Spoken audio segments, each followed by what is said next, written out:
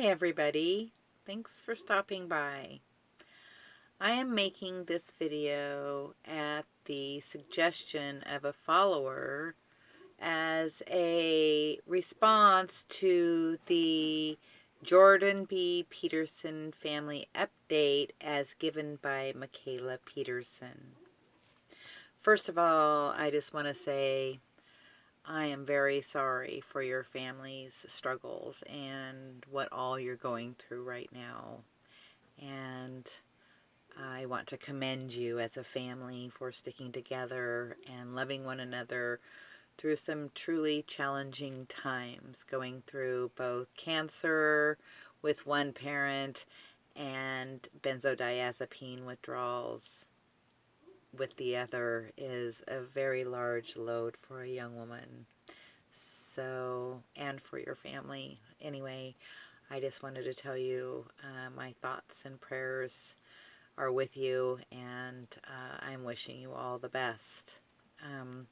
I did watch the September update, and a few things that I noticed in that is there was some discussion about clonazepam versus lorazepam and how one is worse than the other, or how they are very different. Well, they aren't very different, and there are many benzodiazepines.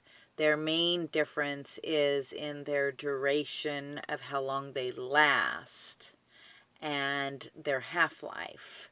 And so those criteria are what help determine what they're used for. So something like clonazepam actually is often given for seizure disorder, so that because it stays in the system, it's long acting, whereas Xanax, which I was on, as well as I was on Ativan off and on through the years, but Xanax has a very short half-life, and so you take it, you get the effect right away, but it's gone in a short period of time, which means you have to take it again very soon.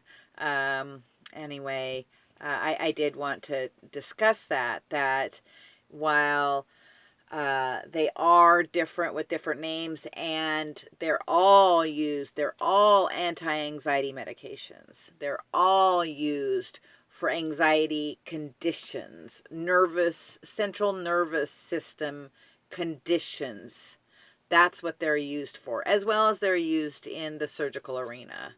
But the specifics of what they're used for is determined based on how long they last. So someone who has panic attacks needs something that hits fast. Xanax is that thing, or Haldol. That's what we use in the hospital.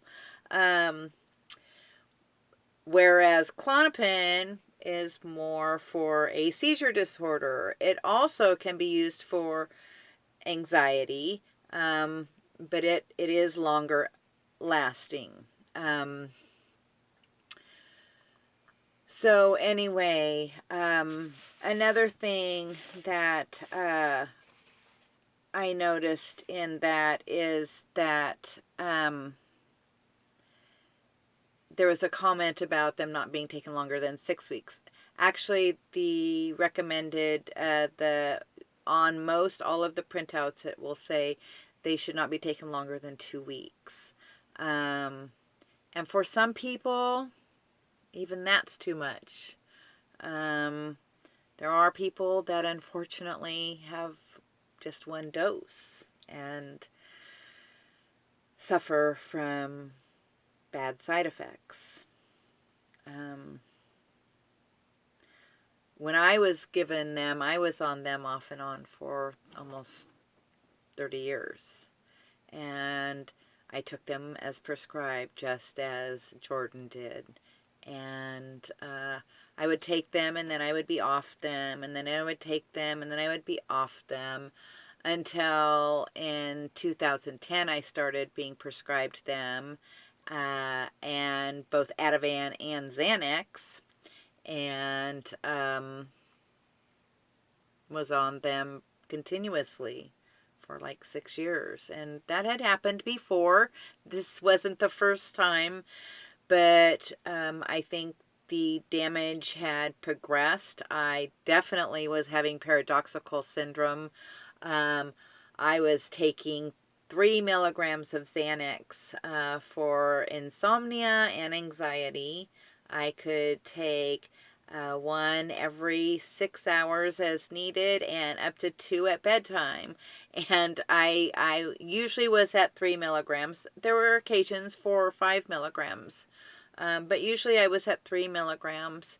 And I didn't sleep. Like, hardly at all. Just dozing off. And my anxiety was through the roof, and my depression was through the roof, and I had chronic panic attacks. That's what paradoxical effects are like when you're taking an anti-anxiety medication. Someone who's receiving the effects of that is going to be chill, they're going to be relaxed, they're going to be calm, and they're going to sleep. If they are needing sleep, if it's nighttime, they're going to go to sleep. Where I took them, and literally for like 10 years, I had severe insomnia. I still struggle with it. I've been off benzodiazepines. I have not taken benzodiazepines since October 2016. So 3.5 years almost. I've been off all medications since January 1st, 2018. So just a little over 2 years I've been off all medications. But I went through these same kind of struggles that Jordan is going through. I kind of chuckled at the comment of I needed to do an update so that nobody came, the social media didn't come on and say, oh, Jordan Peterson, self-help guru, is on meth. Because when I went through what I went through, people thought all kinds of things. They thought I was crazy. The doctors, when you go through this, they'll say, oh, well, you need another medication. You need an antidepressant. You need something to help you sleep. You need this and that and the other thing. And it's very hard to get off these medications. I'm not sure what they did when you were in Russia. Using shorter acting small doses does help to come off the longer acting benzodiazepines. Cold turkeying is or abrupt cessation, otherwise what we say in the medical community, abrupt cessation is can be deadly. You can have a seizure coming, just abruptly stopping benzodiazepines when you've been taking them for even a few days to a week, up to years. You can have a heart attack. You can have a seizure and a heart attack and die. You'll feel like it when you come off opiates. I've also come off opiates, and Mikhaila also mentioned about being on OxyContin. I was on oxycodone for years. It was painful coming off of it, but it was nothing like benzodiazepines. It was nothing. It lasted a very short time, a couple months at most, and the worst of it was just for like a month that I was in more pain. But I'm at 3.5 years off benzos, and I still struggle with insomnia at times. I have residual nerve pain. I have visual disturbances. I have still occasionally, I had it happen tonight. I was at a function and I was just like, woo, this doesn't feel, it felt weird. A little bit of depersonalization and derealization still occurs when I'm in public. those who've watched my videos can attest, and you can see, and people who know me can see and hear that I am not who I was when I first came off those. I'm sure Jordan is really suffering, and that's, that's why people haven't seen him on his channel. And I hope we get to see him soon, and I hope he's doing well. If he started this process last summer, hopefully it won't be a long, long time. But there are people who suffer with this for years. Years. The akathisia, oh my gosh, where your skin is crawling, you can't sit still. The things that race through your head make you feel like you've got to get out of your body. This can go on for years for some people. It causes people to take their lives. I'm so grateful to hear for Jordan that he has good support. I think that is a huge benefit. I've been in the benzodiazepine communities for 4 years now, and those that have strong family ties, those who have a safe place to be, a home, they do fare better than those who are left to their own devices because they're on meth. Ha ha ha. They aren't on meth, but we act strange when we are going through this. We are not ourselves. And it's really painful. It's really uncomfortable. So, I just really send out my heart to this family. Thank you for trying to bring awareness.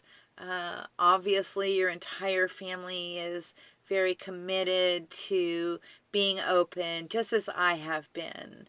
Through my whole ordeal, I showed the ugliness of coming off this. I showed the terror, the loneliness, the hardship, the brain not working right. I've shown all of that. And I'm sorry that someone else is going through this. It happens, 10 to 15%, actually 11 to 15% of the population is on a benzodiazepine. And I would say close to at least 40, if not 50% of those have either a paradoxical effect or they become dependent on them and struggle with a either short-term or a long-term central nervous system disorder, or being affected for a long time. This can affect people for a long, long time. I do know that there's a lot of things that we can do to help ourselves by eating well, meditating and staying calm, and learning skills for managing the anxiety that made us possibly require medication in the first place. But it sounds like, Mr. Peterson started taking this because of for an off-label use. He had a terrible allergic reaction, and they gave him this for an allergic reaction, which is an off-label use. And still, it shouldn't have been given for long term. This class of medication is designed for being used in the hospital and in a 1-2 time acute situation. The rare flight or the rare MRI, not as a daily medication. Now, I'm not a doctor. I can't tell you what to do about your medications. I can just inform you, this is what's happened to me. Obviously, this is what has happened to Jordan Peterson. It's happened to lots of people. And unfortunately, a lot of people don't make it coming off these medications. I've shared before, there's people, there's a warning on these medications, not just clonazepam, but every benzodiazepine comes with the warning of may lead to suicidal ideation. And for some people, suicidal ideation leads to choosing to actually end their life. And we see this in the benzo community. So this isn't anything to mess around with.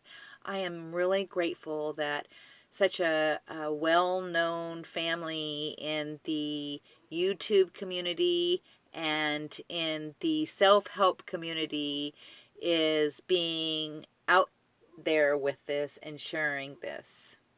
That's how we help one another bring awareness to all of you. So thank you to my reader and follower who suggested I make a video. Thank you to Mikhaila Peterson for sharing your journey.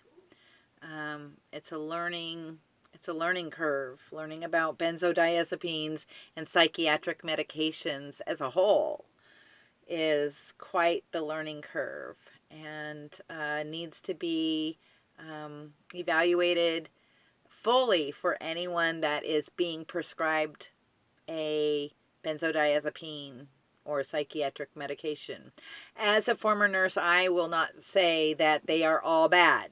I just cannot say that, because there are places where they are appropriate, but they are not for long-term use. Not even antidepressants. They weren't designed for long-term use, but definitely benzodiazepines are not designed for long-term use. They are for a situational use only, and long-term use can come with some very, very challenging residual effects.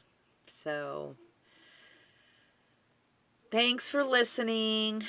Thanks for those that are subscribed to my page. New things are coming up. I'm going to hopefully be doing more videos. I'm probably going to be starting a new page for travel as well, because I'm going to be hitting the road here pretty soon, and I'm looking forward to seeing how all of this evolves to where I can share more about how to help you heal yourself, how to learn to live with things like anxiety, depression, the effects of complex PTSD. I am so grateful I am where I am today. I am come a long ways, and I'm feeling better and better. I had a lovely evening at a concert with my dear friend tonight.